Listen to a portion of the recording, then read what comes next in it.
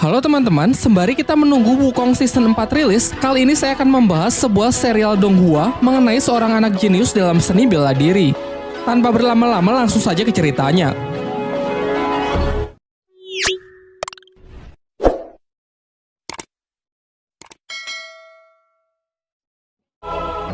Adegan pertama diperlihatkan seekor rubah putih yang tengah berlari menghindari kejaran para pasukan yang mengincar batu pusaka yang ia bawa. Namun karena sudah terkepung, rubah tersebut memutuskan untuk meledakkan dirinya sendiri. Scene beralih ke sebuah rumah yang memperlihatkan seorang pria bernama Li Xiaowu yang tengah mabuk-mabukan. Hal ini karena pada 6 tahun yang lalu ia gagal mengalahkan petarung dari klan lain dalam sebuah turnamen antar klan yang membuatnya depresi selama bertahun-tahun.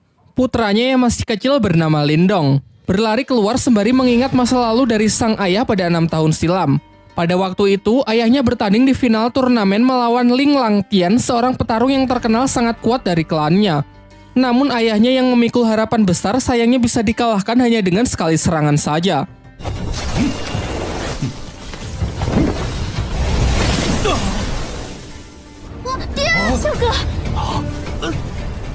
Tak hanya itu, Ling Langtian juga mengambil aura milik ayah Lindong. Singkat cerita, beberapa tahun pun telah berlalu dan Lindong kini telah tumbuh remaja. Pada suatu ketika, ia terlibat perkelahian dengan sepupunya yang bernama Ling San bersama teman-temannya yang membuat ia terperosok ke dalam jurang. Dirinya yang sudah terbaring lemas secara kebetulan darahnya menetesi sebuah batu pusaka peninggalan rubah di awal film, membuat batu itu hancur dan ia pun terjatuh. Di dalam gelapnya tempat itu, batu tersebut memancarkan cahaya keemasan yang membuatnya terbangun. Namun saat tersadar ia merasa heran dengan tanda bercahaya yang muncul di telapak tangannya serta luka-lukanya yang sudah sembuh.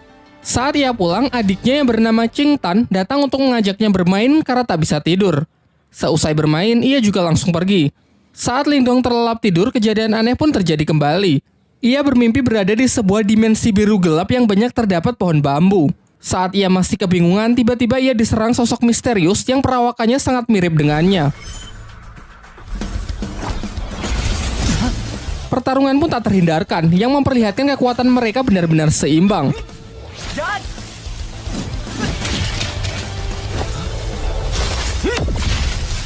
Di pagi harinya saat ia terbangun, ia dikagetkan dengan suara adiknya yang berteriak dari luar.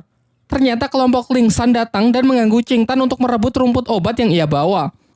Lindong yang bergegas datang mencoba melindungi adiknya dari anak-anak berandalan tersebut.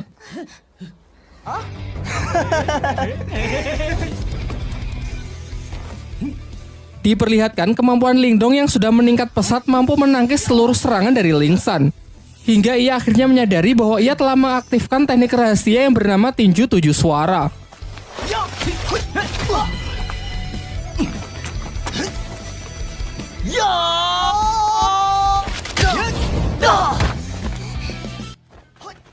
Untung saja pertarungan yang semakin serius itu akhirnya dapat dihentikan oleh kakak Ling San yang diketahui bernama Lin Hong. Sebelum pergi, ia menginfokan bahwa tak lama lagi akan diadakan turnamen di klan mereka untuk menentukan pertarung terkuat di klan Lin. Lin Hong yang sangat percaya diri mengatakan bahwa setelah menang nanti ia akan menikahi Qing Tan. Saat kembali, sang ayah menunjukkan gerakan teknik tinju suara yang baik dan benar kepada Lindong.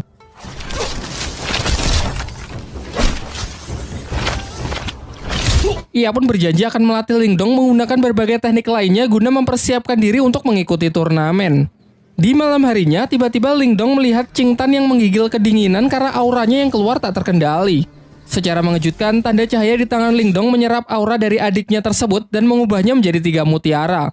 Berkat itu, keadaan Qing Tan pun mulai membaik. Dan sebagai hadiah, Lindong memberikan mutiara tersebut kepada adiknya dengan syarat kejadian ini harus dirahasiakan, termasuk dari kedua orang tuanya. Keesokan harinya, Lindong kembali memulai latihannya dan berhasil meningkatkan ketahanan tubuhnya. Selain itu, kini secara sadar ia bisa memasuki dimensi rubah dan tempat itu ia jadikan sebagai tempat latihan. Bayangan dirinya yang waktu itu menyerangnya sekarang bisa ia manfaatkan sebagai sparring dalam latihan bertarungnya. Singkat cerita, hari turnamen pun telah tiba. Di putaran pertama, Ling Hao bertarung melawan adiknya sendiri, yakni Ling San. Dari segi kekuatan, kecepatan maupun pengalaman bertarung jelas sang kakak lebih unggul. Di putaran kedua, Qing Tan maju sebagai penantang selanjutnya karena tak ingin dinikahi oleh Ling Hao. Namun lagi-lagi Ling Hao menunjukkan kemampuannya yang memang berada di level yang berbeda. Tak lama setelah itu, Lingdong akhirnya datang dan maju sebagai penantang terakhir. Dalam pertempuran itu, semua dibuat sangat terkejut melihat peningkatan kekuatan tempur Lingdong, ditambah lagi ia mampu menggunakan teknik tinju 7 suara. Belum lagi peningkatan durability-nya yang mencapai level tinggi dapat menahan seluruh tekanan yang diberikan oleh Ling Hao. Tak hanya mampu menangkis seluruh serangan dari lawannya, Lingdong yang mampu mempraktekkan latihannya di dalam dimensi lain dapat melancarkan serangan-serangannya yang secara akurat membuat Ling Hao sangat kewalahan.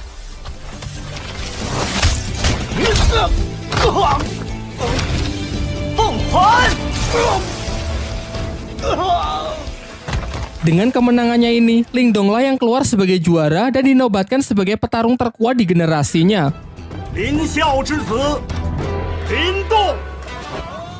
Setelah turnamen berakhir, kakek Lingdong selaku ketua klan Lin menjelaskan kepada kedua putranya bahwa dua klan tetangga, yakni klan Lei dan klan Xin akan bergabung melalui pernikahan anak-anak mereka.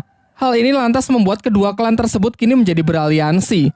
Kemudian ia juga memberitahukan mengenai turnamen antar klan berikutnya, yaitu perburuan hewan langka yang masih dirahasiakan. Pembicaraan pun ditutup dengan sang ketua klan yang menyuruh agar anak mereka berlatih lebih keras lagi demi mempersiapkan turnamen selanjutnya. Sementara itu, ketua klan Lei juga mempersiapkan putranya yang bernama Lily untuk mengikuti turnamen antar klan tersebut. Kekuatan dari Lily ini sangat dibanggakan oleh sang ayah karena ia telah menguasai ketahanan tubuh level atas yang siap mengalahkan petarung-petarung dari klan Lin. Singkat cerita, turnamen antar klan pun digelar. Di sini ayah Lingdong memberitahu putranya bahwa pertandingan kali ini adalah perburuan hewan langka, dan Lingdong diharuskan menaklukkan hewan langka yakni singa api yang terkenal sangat buas.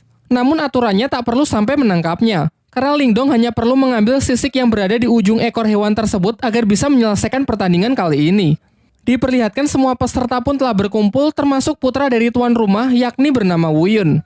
Di awal-awal saja ketegangan sudah terjadi di antara para peserta karena Lily yang terlalu menyombongkan dirinya. Singkatnya, aturan pun dibacakan di mana mereka harus mendapatkan sisik singa api agar bisa memenangkan pertandingan, dan dilarang keras untuk berusaha saling membunuh satu sama lain. Ketika Lingdong bersama adiknya berusaha menemukan singa api, ternyata Lily bersama timnya berhasil menemukannya terlebih dahulu. Namun mereka terlihat kesulitan menaklukkan hewan buas tersebut. Sementara itu dari kejauhan, Lingdong hanya mengamati mereka dan menunggu kesempatan yang tepat untuk bertindak. Sampai muncullah dari belakang tim Wu Yun yang menawarkan kerjasama. Wu Yun berencana menyerang si singa api saat hewan itu sudah kehabisan tenaga akibat pertarungannya melawan tim Lily. Merasa hal ini cukup menguntungkan, Lingdong pun sepakat dengan rencananya dan bersedia menjalankan kerjasama tersebut. Setelah menunggu momen yang tepat, mereka pun bersama-sama menyerang tim Lily. Lingdong menyuruh Wu Yun untuk fokus kepada si singa api, sementara ialah yang akan menghadapi Lily.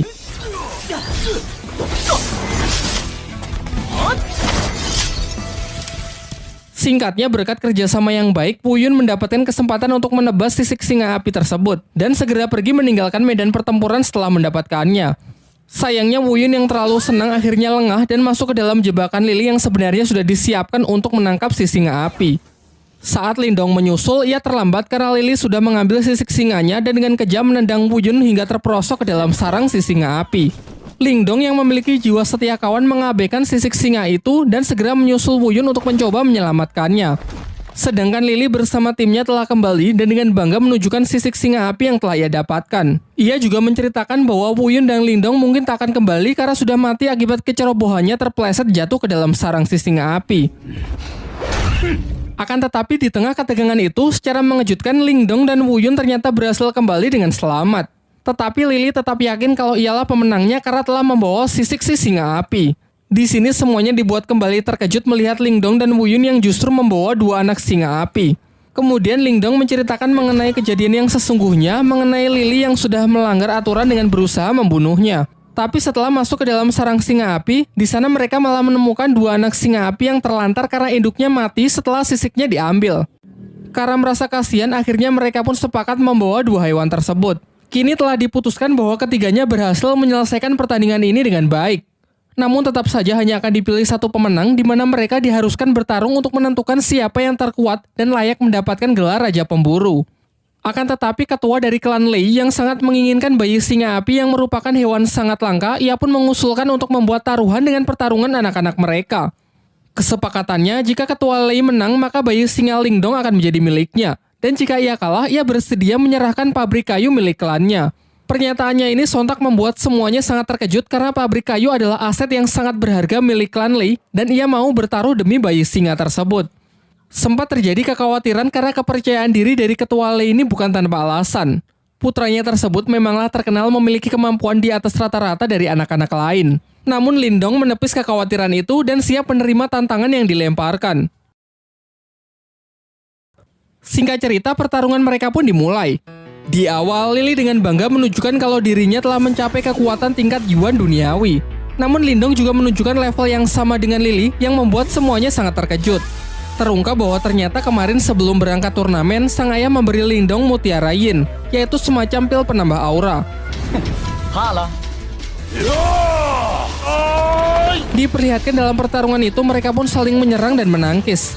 Mungkin karena masih belum terbiasa dengan kekuatan barunya, Lindong nampak masih kesulitan saat mengatur pola serangannya. Akan tetapi lambat laun ia berhasil mengendalikannya semakin baik untuk bisa mengimbangi Lily. Sampai ketika Lily menambah kecepatannya, barulah terlihat kembali Lindong yang dibuat kewalahan. Dengan peningkatan kekuatan yang signifikan serta teknik rahasia petir dari klannya yang tergolong tingkat atas, Lily terus melakukan pressing membuat lawannya hanya bisa bertahan. Lindong yang masih belum menyerah mencoba menyelaraskan kedua tangannya untuk menangkis dan menyerang, yang nampaknya lumayan efektif. Sedangkan Lily yang sudah terlampau kesal berniat mengakhiri pertarungan dengan sebuah teknik serangan super kuat yang mematikan. Bahkan ia sempat mendapatkan peringatan bahwa ini bukanlah pertarungan hidup dan mati. Merasa bahwa Lily tak akan menghentikan serangannya, Lindong pun segera merapalkan beberapa segel tangan untuk merilis teknik yang disebut gerbang ajaib demi mengatasi serangan yang mematikan tersebut. Dan benar saja, teknik yang digunakan Lindong telah ia upgrade ke level 2 sehingga tidak hanya mampu menghalau serangan dahsyat dari Lily, juga cukup kuat untuk menghempaskannya dan membuatnya tak sanggup untuk bangkit kembali. Dengan kekalahan putranya tersebut, dengan kesal dan terpaksa ketua klan Lee pun harus rela menepati janjinya untuk menyerahkan pabrik kayu miliknya. Lanjut ke bagian 2.